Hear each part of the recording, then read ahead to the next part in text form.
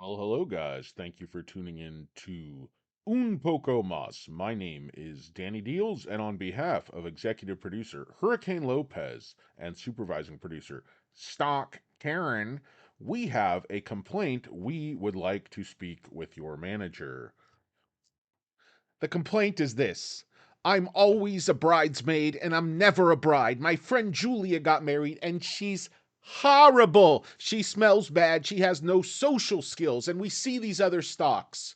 Upstart's up 30%, Palantir 12%, 15% every single day. And us, oh, poor us at SOFI. We're lucky if we can go up 1 or 2% and then give 90% of it back in the post market or the pre market. And we say, thank you, sir. May I have another? Because as SOFI investors, we are always bridesmaid. We are never the bride. We never have the beautiful dresses. We're never the center of the photographs. We're off to the side, bitching and moaning about how life's unfair and how we're not like all the other SPACs. And if we could just meet the right investor, the right institution, just get the right media coverage, finally, we would have our day in the sun. And we would be featured and we would be special. Why can't we? Why, oh, why can't we have a 12% day? Wait, wait, you're telling me SoFi was up 62 cents or 11% and up another 26 cents after hours for a total raise of almost 16% today? The SoFi stock? Are you kidding me? This turd? Absolutely, guys. The cream eventually rises to the top, and you may ask yourself, why am I doing this second hysterical, unhinged, uncontrolled, nonsensical video? Well, it's been a very long day, folks. I've been up since about 4 a.m. It is currently about 6 p.m. out here in beautiful sunny Los Angeles, and I thought I would bring you a little bit of a post-market update and talk about where is SoFi going. I've heard quite a few people say, "Oh, SoFi is going to be lucky to finish the year at $8." My target for end of Q4, if we're unprofitable and everything goes as expected, is $9.75. I realize that's a double from where SoFi was just sitting, but let's face it, folks, this stock never should have gone down on earnings. There was a pre planned short attack, and the stock was up at the same level before earnings, and it should have gone up from there. Earnings were very good. Now that student loans are coming back, we have, inflation under control. Geopolitics still very tricky, but all in all, the situation has greatly improved. And after these shorts begin to cover, they smell the net profit. I think SoFi could easily shoot up past $8 very, very quickly here, um, as we see on this chart. Yeah. Now, this is a long-term wedge that SoFi has been in. If you zoom out, you can see these things. This is the upper bound that goes all the way back out a couple of years. This is the upper bound of a much more new wedge. The that just basically started this year. So there's two ranges that this has been trading in. One is this range here, as depicted here in light blue, and the other one is this larger wedge here in purple. Now, short term, long term, whatever you want to do. The point is, this thing broke out convincingly um, of both of those upper bounds that have been providing some really sticky resistance.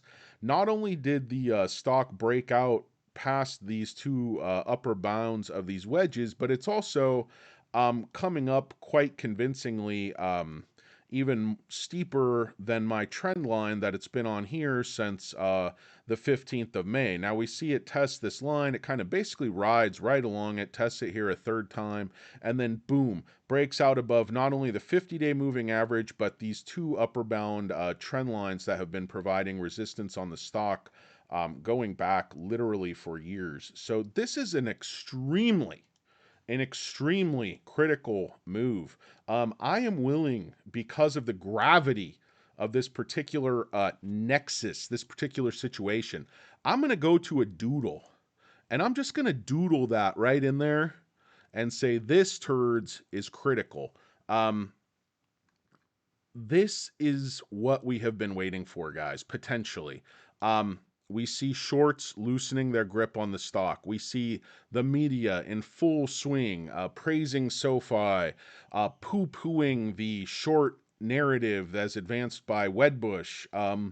Basically, we see the media finally start to tell the truth about this stock, and we see the stock doing very, very well. We also see bullish analysts coming out and basically I think almost feeling the need to refute the uh the bear thesis, which is so weak and so thin, and I think makes so little sense that some of these guys, Dan Dolev and then Stephen Fiorio, these are guys that have actually researched the stock and actually understand it in depth, unlike Chivarini from Wedbush, who's just basically throwing something out, I believe, at the behest of short sellers. Maybe that's not active collusion, but I certainly wish it would be investigated because those two downgrades made no sense. No sense whatsoever. The accounting, it was all hogwash. The accounting scandal that wasn't. That's what it should be called. But hey, guys, just wanted to keep this video a little bit shorter than normal. I know you're saying, Danny Deals, you already made one horrible, dry SoFi video today. Why would you bless us with another one? Well, the reason is because I believe this is that important. I can't stress how sticky these lines have been. You can see um, absolutely nothing getting out above this line from way back, and then this longer term wedge, it has not gone above this trend line in a year and a half, guys. So to break out past this line that has been extremely accurate for the last 5 months and even holds up for a year and a half because the stock was just trending so low. But guys, this could be the moment. A lot of things turn around for SoFi. If you look at the bear case against the stock, a lot of that has been predicated since you know, the COVID epidemic hit. A lot of the bear case has been predicated on that student loan pause. SoFi was known as a student loan company, and although SoFi has done everything in their power, and I believe heroically, honestly, not to sound like too much of the fanboy that I am, but I believe SoFi has heroically pivoted and built an entirely new business from the ground up under extremely difficult conditions, time pressure, financial pressure. They've built an extremely good team.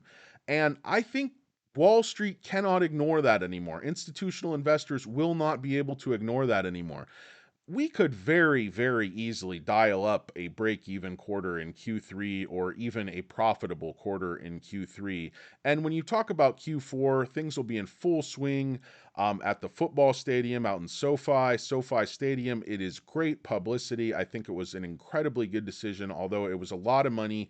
Again, it's another decision Noto and the SoFi management team made to forego the short term glory, the short term stock price, the short term pump that you get by just pushing toward as much profit as possible, as quickly as possible. And SoFi built their house out of bricks. So you bears and you shorts and you turds, you can huff and you puff as long as you want, but you cannot blow our house down. You cannot blow SoFi down. You can't tear us down. And we don't care what you say. We're not panic selling anymore. We're not buying on your FOMO runs anymore. We're simply going to accumulate any of these artificial BS dips you introduce, and we're going to beat you at your own game because you turds are finished. SoFi is the future, and SoFi is the way up.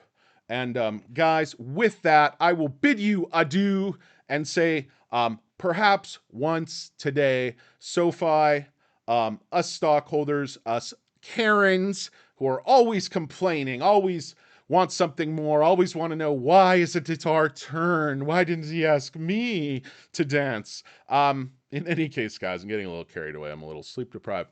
But as Stock Karen once said, I hate you turds, and you guys have a great night. I will talk at you tomorrow with some more questionable SoFi content. Thanks a lot. It's Danny Deals for Un Poco Mas, Hurricane Lopez, and Stock Karen. Good night, folks.